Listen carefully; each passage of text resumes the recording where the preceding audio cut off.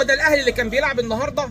هي دي فرقه الاهلي اللي بتلعب النهارده؟ هو ده محمد علي بن رمضان واحمد سيد زيزو واشرف بن شرقي وديانج وتريزيجيه وكتيبه من النجوم؟ هي دي النجوم اللي الاهلي جابها فبتأدي في الدوري المصري بالطريقه دي؟ ده احنا قلنا احنا هنوصل للعالميه، قلنا نوصل للعالميه، لكن بالمستوى ده؟ ايه المستوى ده؟ ايه القرف اللي احنا شفناه في الملعب ده؟ ايه القرف اللي احنا شفناه في الشوط الثاني كمان بالذات؟ ده الاهلي ما راحش فرصه واحده على احمد الشناوي، ده منتهى السوء اللي احنا شفناه في الملعب. لا مدير فني موجود بيوجه لعيبه، ولا لعيبه نفسها عندها مسؤوليه تقع عليها على التيشيرت. يعني انا النهارده لو عندي غيره على التيشيرت، على الاقل بنجوميتي اللي في الملعب باسم الكبير اللي موجود، ما تغلبش النهارده 2-0 من فريق اصلا عنده غيابات بالهبل. ولكن الفريق ده كان منظم عنك، الفريق ده كان مرتب عنك، الفريق ده كان عنده روح بيلعب بيها واصرار ان هو يكسبك علشان يوريك المستوى الطبيعي. وانا بالنسبه لي المحكي ده مستوى يبين قد ايه النادي الاهلي لا مش موجود.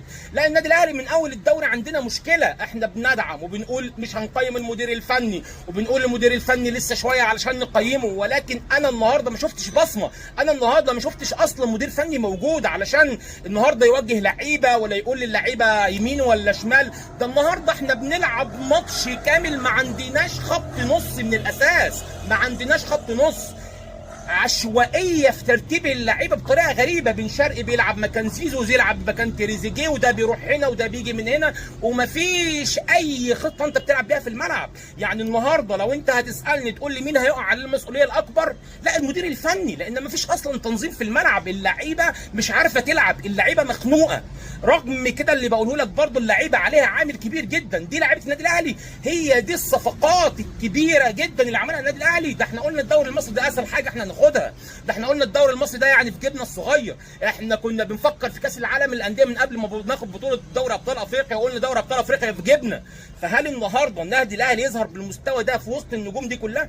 ما ينفعش. بيراميدز اللي غايب عنه رمضان صبحي وغايب عنه مش من عنده ابراهيم عادل وعنده اصابات، النهارده يكسبك 2-0، ده انت رفعت لي الضغط. والله العظيم لعيبه الاهلي رفعوا لنا الضغط النهارده، الواحد مش مستوعب اللي بيحصل. يعني اول ما دخل في الجون فينا الدقيقه 5 قلت ان شاء الله باذن الله الاهلي هيتدارك الموقف، وان شاء الله النجوم اللي موجوده دي هتأدي احسن وهنكسب. انا كان عندي يقين ان احنا هنكسب، ولكن مع مرور الدقائق وشفت الاداء وشفت عدم الضغط حتى على لعيبه بيراميدز، يعني لعيبه الاهلي حتى ما عندهمش الدافع ان هم يضغطوا على لعيبه بيراميدز ياخدوا منهم الكوره. شفت ضغط لعيبه بيراميدز كان عامل ازاي؟ كانوا بيضغطوا عليك في كل حته في الملعب، مغلطينك في كل حته في الملعب.